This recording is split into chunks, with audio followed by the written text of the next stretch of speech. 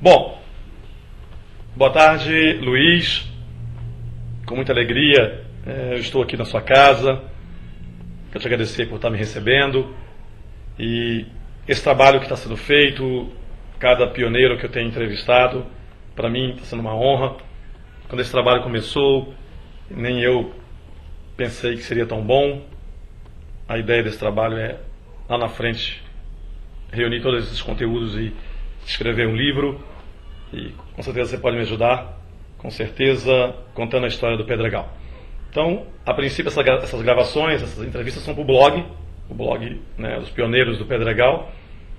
E agora, com alegria aí para você que está assistindo, eu estou aqui com o Luiz, esse amigo aí, pioneiro e esse guerreiro aí do Pedregal. Boa tarde, Luiz. Boa tarde.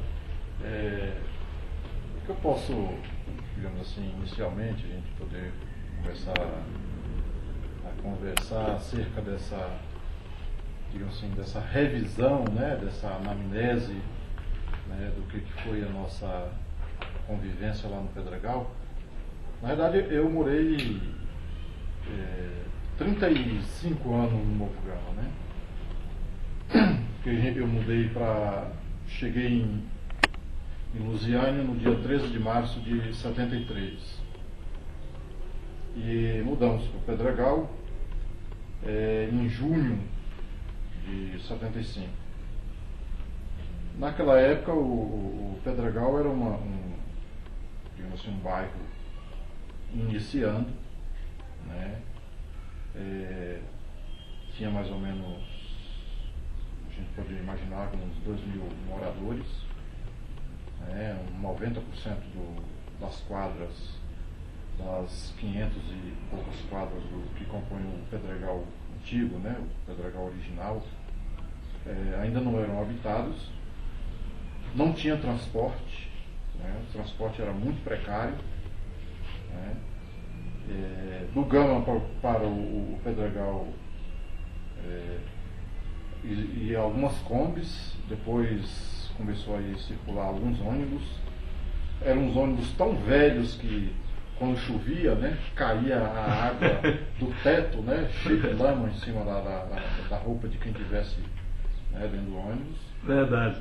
Quem morava no ponto final, os ônibus não conseguiam subir as ladeiras, né, então quando chovia era um problema, ou o ônibus não descia, porque se descesse não subia. Não subia. Né. A parte do Pedregal de cima tinha uma parte que tinha energia, a outra não tinha.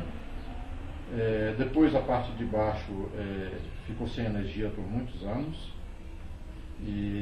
Então, só para registrar aqui, deixa eu te interromper, a sua quadra de origem, quando você chegaram no Pedregal com sua mãe, você chegou lá em que quadra? A gente chegou... Morou em que quadra? Eu acho que era ali mais ou menos encostado à chácara da dona Ritoca. Eu lembro. Dona Ritoca, quem não se lembra, o Pedregal, porque não tinha água, mais ou menos 90% no começo dos moradores não tinha água em casa, né? Então, quem tinha um poço, era rico, uma cisterna, às vezes cedia água para os outros, né? E essa dona Ritoca era uma senhora que, depois ela mudou para o Gama, né, vendeu a chácara lá, onde hoje é a Vila Merenciana, né, no Pedregal, ali do lado de baixo do Pedregal, ali do Ribeirão Santa Maria. Então lá tinha um chafariz, que esse chafariz tinha sido feito pelo o Antônio Cacete, né? Ele recolhia a água de lá da chácara do Ronaldo Zoni, né, ali na altura da igreja de São Pedro, ali um pouquinho abaixo, e levava a água para a casa dele. E ali bem em frente à casa da dona Ritoca tinha um chafariz. Esse chafariz ali era 24 horas por dia usado, né? Todo mundo, o pessoal ia com tambor, lata, balde, o que fosse, tomar banho na mangueira, entendeu? Ali tinha namoro, casamento, divórcio, entendeu? O que você quisesse saber... Era um ponto de encontro ali, não? Era um ponto de encontro. O que você quisesse saber da vida social daquele bairro ali, daquela parte do Pedregal, ficava lá perto. Você passava, você ir para as filas ali e você ficava sabendo do que estava rolando. Então era o ponto de encontro da comunidade. Porque a maioria não tinha água realmente, né? E essa luta da água, né, vou contar um pouco assim da minha história lá. Eu junto com o Elias, e nós éramos em torno de 40 jovens, né, que participavam no grupo de jovens da igreja. A gente até intitulava o nome do grupo de jovens Mahatma Gandhi. Apesar da igreja, inclusive, né, os padres, né, os dois padres não concordavam com o nome, né? Mas mesmo assim a gente intitulou o grupo Mahatma Gandhi. E aí nós começamos a tomar conhecimento de que havia, né, digamos assim, algumas demandas, algumas coisas realmente que eram urgentes, né, na comunidade, como por exemplo transporte, luz elétrica, que uma boa parte do bairro não tinha, né, água e tal. E aí a gente ficou pensando como é que a gente poderia fazer isso, né? E aí nós pegamos 12 jovens que se propuseram, dentro desse grupo todo, 12 jovens se propuseram a fazer um estudo. Qual foi o estudo? O estudo foi o seguinte: nós levamos 6 meses, quase 7 meses, 6 meses e pouco. Nós rodamos o Pedregal inteiro, no final de semana, né, você lembra, sábado e domingo, visitando casa por casa e buscando saber qual eram as prioridades do município, do bairro, né? Naquela época o bairro de Novo Gama ainda nem era distrito, ainda não era distrito. Então, depois que nós concluímos, e aí nós ficamos sabendo quantos lotes tinha no Pedregal e quantas quadras. Foi aí que nós ficamos sabendo. Sem querer fizemos um levantamento. Sem querer a gente começou para uma coisa Exatamente.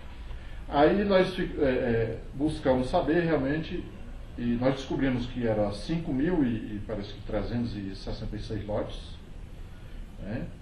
Um total aí de, se não me falha a memória, de 400 e poucas, quase 500 quadras, com 16 lotes, né? Algumas com 16 lotes, né? Outros com 17, né? Ou 18 lotes, que às vezes tinham 2 áreas verdes, né?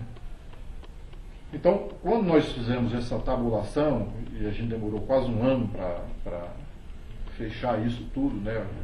Sistematizar os dados que a gente tinha, nós descobrimos que as 5 prioridades, né, da população eram água, né, asfalto, energia elétrica, escola, né, e transporte, saúde também, e saúde, né? Então a prioridade número 1 era a água. Água, né? A prioridade número 1 era a água. E aí naquele momento também, isso foi por volta de 85, o presidente Sarney criou uma secretaria que chamava SEAC, que era Secretaria de Agricultura e Ação Comunitária, se não me falha a memória, que passou a distribuir pão e leite.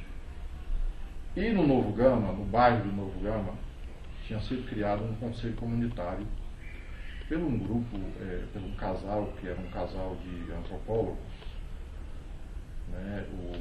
Era a doutora Suzy e o doutor... Era um peruano. Que fumava muito. Não esqueço o nome, não me lembro o nome dele. Muito bem. Luiz, eu lembrava dele com cigarro. Um casal maravilhoso, finíssimo. Fumava. Gente muito boa. E ele era aposentado da ONU, né, e ela era antropóloga, né, por formação. E ele queria muito ajudar a comunidade. E a gente também queria fazer muita coisa, né, queria também poder colaborar. E o fato é que ele procurou a SEAC e a SEAC dispôs, disse, olha, nós temos aqui pão, leite, uns kits de horta comunitária, uma série de trabalhos. Isso nós vamos implantar isso no Pedregal, o presidente do conselho, né, o senhor lá. Aí nós fizemos, eu e o Onofre, inclusive, fizemos a seguinte questão a ele. Disse, mas como é que nós vamos colocar horta comunitária se nós não temos água? né? Como que nós vamos fazer isso? Porque não temos água.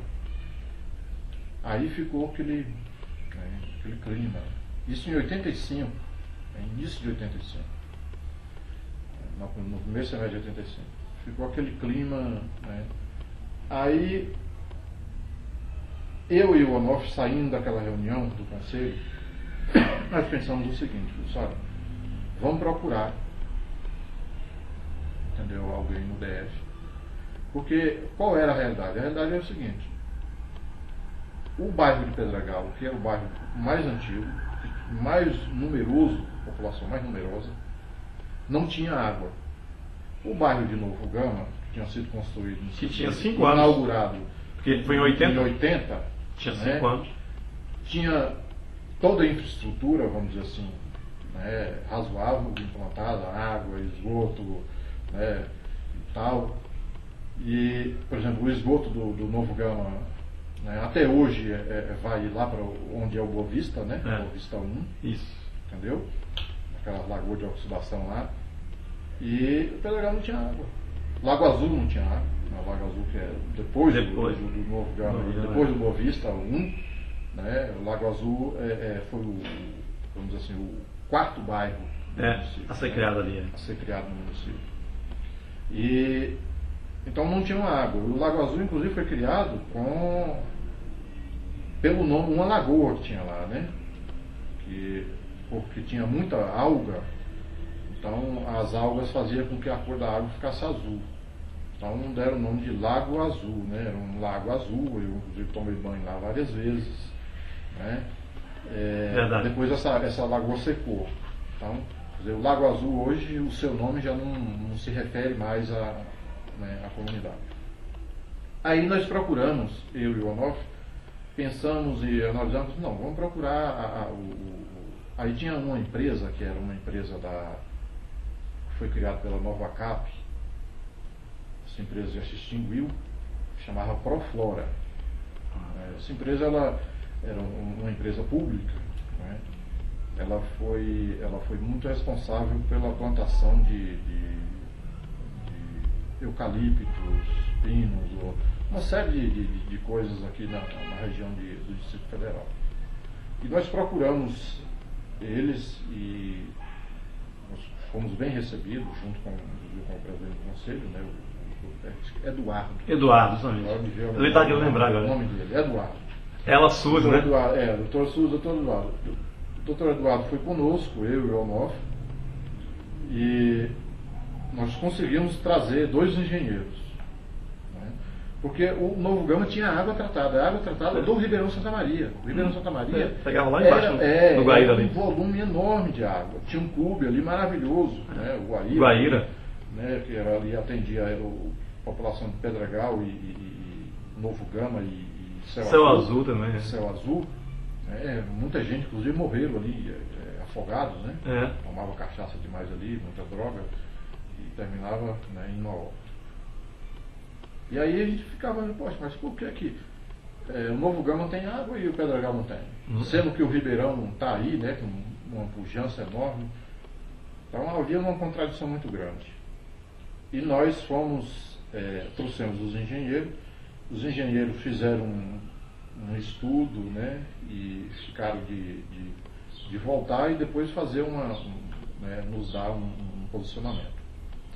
Quando eles nos deram o posicionamento depois, uns 15 dias depois, eles colocaram para nós o seguinte: olha, este Ribeirão, se for feito da forma como está aqui, ele abastece aí uma população mais ou menos de 100 mil habitantes. Olha, 100 mil, quer dizer, estava prevendo Pedregal 20 e poucos anos depois, né? Se fizer uma barragem aproveitando o próprio acidente que, né, existe aqui, que logo abaixo ali, né, tem uma região muito íngreme,